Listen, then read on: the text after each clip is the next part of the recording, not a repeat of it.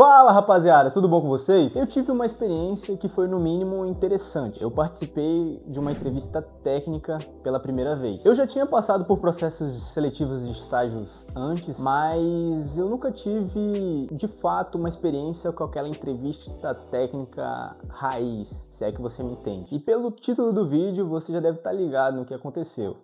Eu mandei um pouco mal. Trabalhou como gerente, 60 anos de experiência. Assim? Qual é a tua idade? 35. Como é que tu tem 60 anos de experiência? Hora extra, meu chapa. Tá. Eu tô sendo um pouco modesto. Eu mandei muito mal. Talvez por nunca ter passado por essa experiência, eu criei um cenário fictício na minha cabeça e imaginário. Eu achava que por já ter tido experiências de estágio, trainee, eu achava que seria uma conversa mais soft, uma conversa mais light, mas na verdade isso foi um tapa na minha cara. Os recrutadores, eles não queriam saber de fato sobre as minhas experiências. Eles queriam conceitos de programação, conceitos de estrutura de dados, lógica de programação e alguns outros fundamentos. Foi aí que eu travei. Eu consegui responder algumas perguntas de uma maneira bem meia boca e eu saí da entrevista com aquele sentimento de putz, eu sabia sobre esse assunto, mas eu não consegui responder de uma maneira satisfatória, aquele sentimento de merda, aquele sentimento horrível. Então foi por isso que eu resolvi fazer esse vídeo para elencar os 3 pontos cruciais que fez eu me dar muito mal nessa entrevista, para que você não cometa esses mesmos erros e consiga se sair bem. E o primeiro ponto foi subestimar / não me preparar para o modelo de entrevista. Eu achei que ia ser um bate-papo, mas na verdade era uma sabatina. Eu sei que para quem é mais sênior, isso parece meio óbvio, mas para quem tá começando isso assusta um pouco. O modelo era o seguinte, tinha 2 sêniors ali numa call e eles me faziam perguntas do tipo: o que acontece quando você clica numa URL? Me explique tal estrutura de dados. Me dê alguns conceitos de redes de computadores. E como eu não me preparei mentalmente para esse tipo de entrevista, eu acabei dando muitas meias respostas, sabe? Aquela resposta bem meia boca e que não foi concisa, satisfatória, aquela resposta bonitinha, sabe? Então, se eu fosse dar uma dica sobre o que você deve fazer, estude bastante o modelo, que é isso que vai conseguir fazer com que você tenha um bom resultado na sua entrevista. E o segundo erro que eu cometi foi não me preparar para o básico.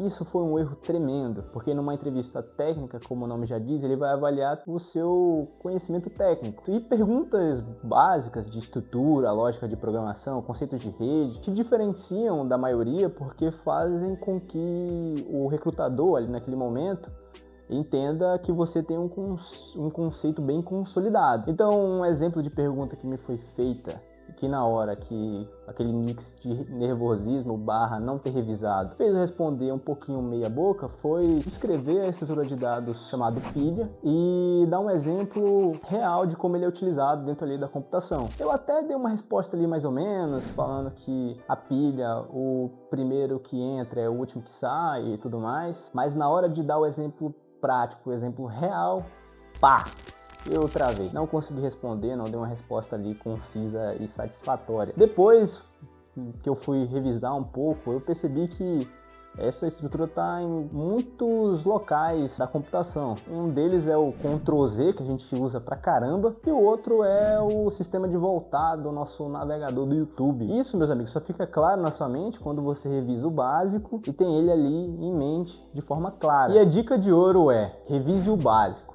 O básico ele aprova. E o meu terceiro e último erro foi não conseguir vender os meus projetos. Eu participei de iniciação científica, fiz projetos pessoais, fiz estágio, mas tudo isso não valeu de nada na hora H. Parecia que todos os meus projetos eram superficiais e não valiam de nada. Porque na hora de falar sobre os meus projetos, falar sobre o estágio que eu participei, falar da iniciação científica, eu fiz isso de maneira superficial, rasa, ao invés de ter falado de maneira simples e objetiva. Eu usei tecnologia X para resolver problema Y, que melhorou a performance em tantos %. Entendeu? De forma clara, objetiva, elencando o problema e dando ênfase na minha solução. Então a dica de ouro seria: não basta ter feito projeto, não basta ter feito estágio, você tem que pontuar as maiores dificuldades, os maiores acertos, o que de fato mudou com a sua solução. A engenharia por trás do seu projeto. Bom, rapaziada, esse vídeo foi mais um alerta para vocês e uma auto-reflexão pública para mim. Através desse